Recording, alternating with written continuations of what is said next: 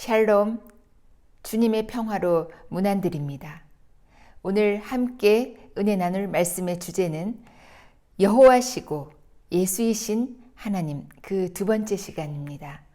본문의 말씀은 출애굽기 8장 21절에서 22절 제가 봉독해 드리겠습니다. 내가 만일 내 백성을 보내지 아니하면 내가 너와 내 신하와 내 백성과 내 집들에 파리떼를 보내리니 애굽 사람의 집집에 파리떼가 가득할 것이며 그들이 사는 땅에도 그러하리라. 그날에 나는 내 백성이 거주하는 고센 땅을 구별하여 그곳에는 파리가 없게 하리니 이로 말미암아 이 땅에서 내가 여호와인 줄을 내가 알게 될 것이라. 아멘. 지난 주일에 이어 같은 주제로 말씀드립니다. 지난 주일에는 여호와 이름 또 예수 이름의 그 다른 역할에 대해서 말씀을 드렸는데요. 요즘 그 넷플릭스 드라마 중에서 오징어 게임이라는 그 드라마가 지금 최고의 인기를 누리고 있습니다. 이 내용을 저는 정확하게 잘 모르겠지만요. 사회에 그 소외된 사람들에 대한 그 차별, 또 빈부의 격차, 그로 인해 발생하는 그런 여러 가지 문제점들을 지적하고 비판하는 어떤 그런 내용인 것 같습니다. 종교계에서도 이런 교단이나 교파나 교리에 따라서 참 갈등하고 차별하고 분열하는 그런 경향이 많은데요. 오늘 이 말씀이 좀 시사하는 바가 있으리라 생각합니다. 오늘은 여호와 이름과 예수 이름의 그 동질성 또 연관성에 대해서 말씀드리도록 하겠습니다. 마태복음 5장 38절 또 눈은 눈으로 이는 이로 갚으라 하였다는 것을 너희가 들었으나 이 말씀은 하나님의 종 모세로 전하여진 그 여호와께서 하나님께서 주신 그 법규입니다. 예수님께서 말씀하신 이 내용은 출애굽기 21장 24절에 더 정확하게 기록이 되어 있는데요. 출애굽기 21장 24절 눈은 눈으로 이는 이로 손은 손으로 발은 발로 된 것은 된 것으로 상하게 한 것은 상함으로 때린 것은 때림으로 갚을지니라. 예수님께서 이 출애굽기의 말씀을 인용하시면서 계속해서 말씀하고 계시는데요. 마태복음 5장 39절 나는 너희에게 이르노니 모세의 율법에는 하나님께서는 이러한 법규로 말씀하셨지만 나는 너희에게 이르노니 39절 악한 자를 대적하지 말라. 누구든지 내 오른편 뺨을 치거든 왼편 또 돌려대며 또 너를 고발하여 속옷을 가지고자 하는 자에게 겉옷까지도 가지게 하며 또 누구든지 너로 억지로 오리를 가게 하거든 그 사람과 심리를 동행하고 라고 말씀하셨습니다. 이렇게 이 마태복음 5장 38절에서 39절을 이어서 우리가 상고해 본다면 이 앞 내용 출애굽기의 그 눈에는 눈 이에는 이로 갚으라 하는 그 말씀과 예수님께서 하신 말씀 오른편 뺨을 치거든 왼편 뺨을 돌려대고 속옷을 가지고자 하는 자에게 겉옷을 가지게 하고 또 오리를 가게 하거든 심리를 동행해 주라 라고 하신 그 말씀과 상반된 내용이라고 생각하십니까? 그렇지 않습니다. 이 예수님의 말씀하신 이 내용은 앞에 말씀과 상반된 내용이라기보다는 오히려 그 말씀을 더 진전시키고 더 강화시키고 더 완성시키고 있다라는 것입니다. 예수 이름을 중요하게 생각하는 기독교인, 특히 개신교인들은 오직 예수를 강조합니다. 그러나 유대교에서는 오직 하나님, 유일하신 여호와 하나님을 강조하고 유일하다라는 주장인데요. 그렇다면 이 예수를 강조하는 기독교와 여호와 하나님을 강조하는 이 유대교가 다른 것인가 라는 것입니다. 상반된 주장인가 라는 것입니다. 그렇지 않다라는 것입니다. 그 궤를 같이 하고 있는데요. 이방인과 유대인들이 이렇게 분열된 데에는 아마도 예수님께서 나는 너희에게 이르노니라는 이 뒤에 하신 말씀을 상반된 내용으로 오해해서 그러한 것이 아닌가라는 생각을 하게 됩니다. 그러니까 나는 너희에게 이르노니라는 그 말씀은 오히려 앞에 하신 그 출애굽기에 그 여호와 하나님께서 주신 그 법규를 더 강조하고 더 진전시키고 더 강화시키는 그런 내용이다라는 것입니다. 마태복음 5장 17절에 내가 율법이나 선지자를 폐하러 온 줄로 생각하지 말라. 폐하러 온 것이 아니요 완전하게 하려 함이라 라고 말씀하셨습니다. 그러니까 예수님께서 오셔서 율법을 폐하신 것이 아니라 오히려 율법을 완전하게 하려고 오셨다라는 이 말씀에서도 예수님의 이 말씀이 율법의 그 눈에는 눈, 이에는 이로 갚으라 하는 그 말씀을 더 완성시키고 계셨다라는 것입니다.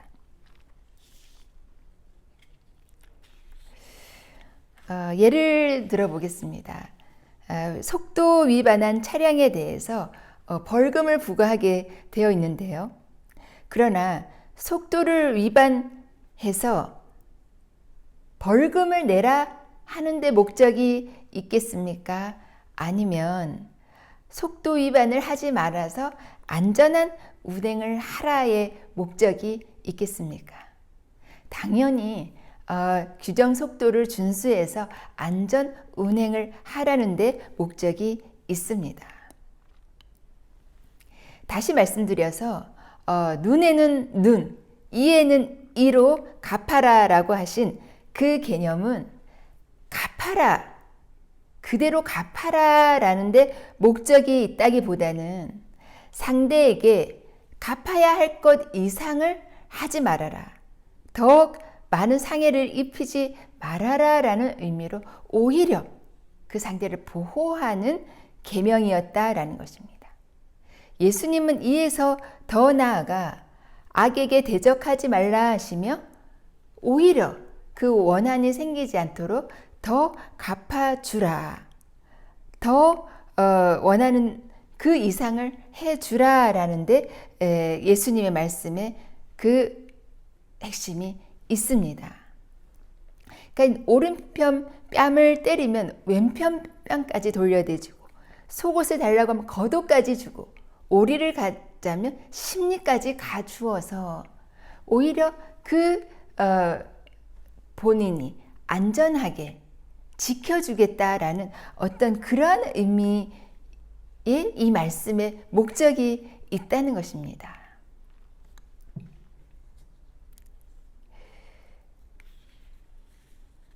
그럼 결론적으로 말씀드리면 이 하나님의 계명과 예수님의 말씀은 그 사랑의 목적이 있다라는 것입니다. 하나님께서 니느웨 성에 대해서 요나에게 이렇게 외치게 하셨습니다. 40일이 지나면 니느웨가 무너질 것이다. 니느웨가 멸망할 것이다 라고 요나서 3장 4절에 말씀하셨습니다. 그러니까 요나를 통해서 그 멸망을 경고하신 이 말씀과 또 요나서 4장 11절에 니느웨에는 좌우를 분별하지 못하는 자가 12만 여명이요 가축도 많이 있나니 내가 어찌 아끼지 아니하겠느냐 하시니라. 그러니까 이 말씀, 니느웨를 사랑하시고 긍휼을 베푸시고 은혜를 베푸시기를 원하셔서 멸망하지 않기를 바라시는 그 하나님의 그 사랑의 말씀과 40일이 지나면 니느웨가 멸망할 것이다 라고 외칠하신 그 말씀이 다르겠습니까? 표현이 다르다 할지라도 그 목적은 니느웨가 망하지 않기를 바라는 하나님의 그 깊은 뜻이 있었다라는 것입니다. 우리가 다 자녀들을 또 양육하시는 부모님들이 있으신데요. 부모님들이 때로는 굉장히 엄격하게, 굉장히 엄중하게 그 자녀를 책망하거나 징계합니다. 그러나 또 어떨 때는 굉장히 사랑으로 허용하고 용납하는 그런 부모님의 모습도 있습니다. 일관성이 없다라고 볼 수도 있겠지만요. 이 모습, 저 모습이 다 그 자녀를 사랑하는 마음에서 비롯된 것이다 라는 것이죠. 다시 강조해서 말씀드린다면 여호와 하나님께서 명하신 그 계명과 예수님께서 말씀하신 그 내용이 상반된 내용이 아니다라는 것입니다.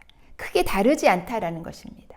오히려 더 완전하여지고 더 진전된 그런 의미로 말씀하셨다라는 것입니다. 우리는 여호와 중심의 어떤 그 유대교와 예수 중심의 기독교인, 특히 그 개신교인들이 마치 다른 종교인 것처럼 그렇게 인식하고 살아가고 있는데요. 유대교도 마찬가지겠죠. 기독교를 오히려 좀 무시하고 거리가 먼 그런 어떤 종교 정도로 이해하고 있지 않겠습니까? 그러나 개신교가 구교에서 개혁하여 나왔고 기독교는 유대교에서 나왔으니 유대교가 기독교의 뿌리다라는 것입니다. 기독교는 그렇게 유대교에서 출발하여 나온 그런 종교다라는 것입니다.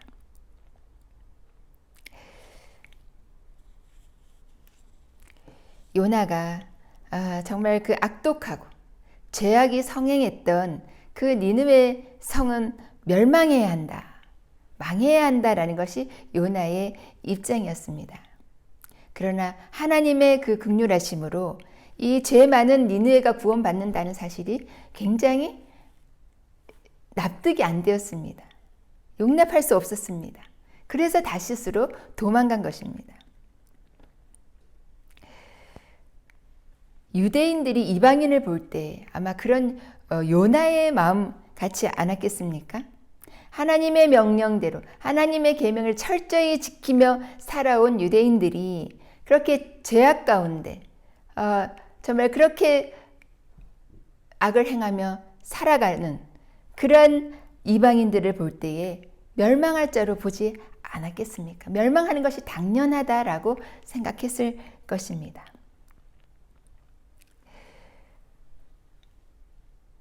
어쩌면 이 요나도 하나님의 마음보다 내 생각, 내 기분, 내 입장이 더 중요하고 하나님의 마음이 어떠하든 그 니느웨는 멸망당해야 한다라는 것이 요나의 생각이었습니다. 그래서 다시스로 도망갔는데요. 그러나 하나님의 그 긍휼은, 하나님의 그 자비하심과 그 은혜는 한이 없으셔서 니느웨를 그 회개함을 보고 다시 그 마음을 돌이키시는 그 하나님 우리가 요나서를 통해서 만나볼 수 있습니다. 이에 대하여 우리 기독교인의 그 태도, 자세는 어떻습니까?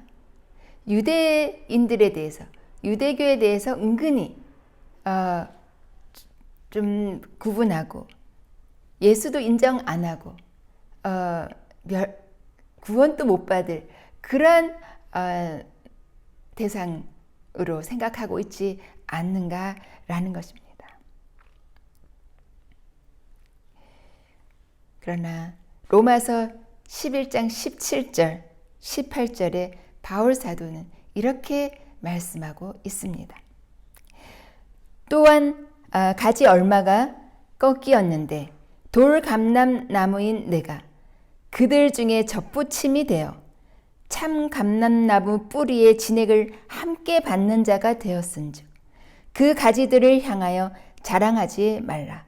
자랑할지라도 내가 뿌리를 보전하는 것이 아니요 뿌리가 너를 보전하는 것이니라. 기독교인들은 참 감람나무 뿌리의 진액을 예수로 인해서 접붙임 바 되어서 오직 은혜로 예수의 사람이 된 것입니다. 그럼에도 마치 자기가 원래부터 참 감람나무였던 것처럼 그렇게 살아가고 있지 않는가라는 것입니다. 돌 감람나무였음에도 마치 참 감람나무인 것처럼 겨우 접붙임되어 참 감람나무의 그 가지가 되었는데 마치 자기가 참 감람나무인 것처럼 살고 있지 않는가라는 것입니다.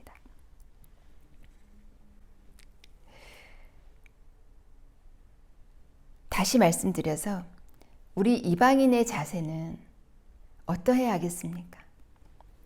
마태복음 15장 27절 여자가 이르되 주여 올소이다마는 개들도 제 주인의 상에서 떨어지는 부스러기를 먹나이다 라고 고백하였던 이 이방 여인의 자세, 이 이방 여인의 고백이 우리의 고백이 되어야 하지 않겠습니까? 또한 유대인들은 저희들만 선택받은 민족이라고 자고하고 정말 이방인에 대해서 상종 못할 자라고 차별하기보다는 하나님께서도 이사야 9장 1절 또 이사야 56장 1절에서 8절 이방의 문을 여시고 예수 그리스도를 통하여 그 구원의 그 거대한 계획을 이루시기 위해서 하나님께서 그 모든 이방까지 사랑하셨던 그 하나님의 마음을 깨달아야 할 것입니다. 그래서 이 유대인과 이방인이 화목하여 하나가 되어 예수로 인해서 참 형제가 될 때에 그제서야 주께 영원히 영광이 될 것입니다. 다음 시간에 예수이시고 여호와이신 하나님에 대해서 마지막 편으로 말씀드리겠습니다. 오늘 이 말씀을 통하여 참으로 우리의 자세가 어떠해야 하며 우리가 상대를 바라볼 때 어떠한 마음으로 바라보아야 할지 깨달으시는 저와 여러분 되시기를 주님의 이름으로 축복합니다. 축복합니다. 기도드리겠습니다. 사랑과 화평의 하나님 아버지, 오늘 말씀을 통하여 구약의 율법과 신약의 은혜가 다르지 않음을 깨달았습니다. 오히려 더 진전되고 더 완전해짐을 깨닫게 되었습니다. 우리가 서로를 대할 때에 서로의 부족함과 약점을 들추어 비난하고 판단하기보다는 서로가 서로의 짐을 대신 져줌으로 율법과 은혜가 합하여져서 참으로 완전함을 이루어 함께 하나님께로 나아가는 저희 모두 되게 하여 주시옵소서. 간절히 소원하고 예수 그리스도의 이름으로 기도드립니다. 아멘.